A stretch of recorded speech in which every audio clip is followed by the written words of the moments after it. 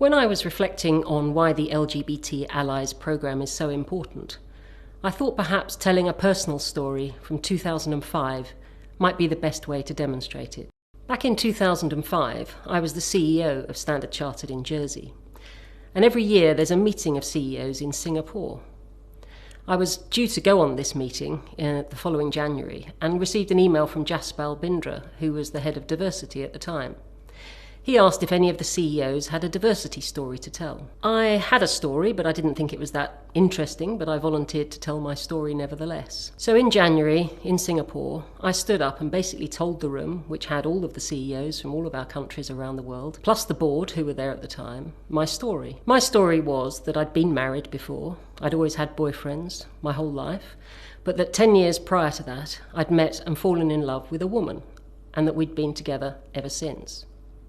The reason I told the story was because it was really what job did I do next, and was Standard Chartered the right place to stay, given that in most of the markets we operate in, a female partnership was probably not the ideal and the most welcomed form of partnership.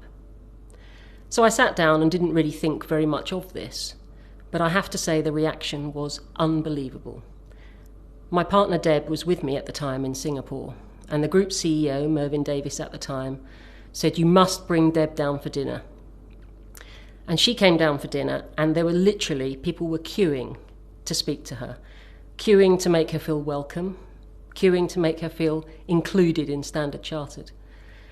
We sat up, I think, till about 4 a.m. that morning, talking to the directors of the bank, talking to various people about our relationship, about our life, and about the bank's approach to LGBT more generally.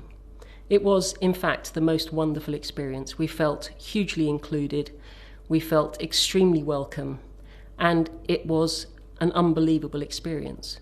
It's also true to say that a number of people came up to me afterwards and held my hand for a little bit longer than is normal, to really let me know that they also had a personal story to tell, but they didn't quite feel ready to tell it.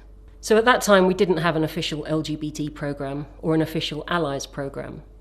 But the behaviour of everybody at that CEO's conference was what I would want from an Allies programme.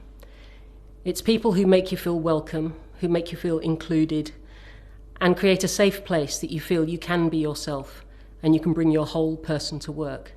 And I have to say it's that's kept me at Standard Chartered for 15 years. It's been a very special place.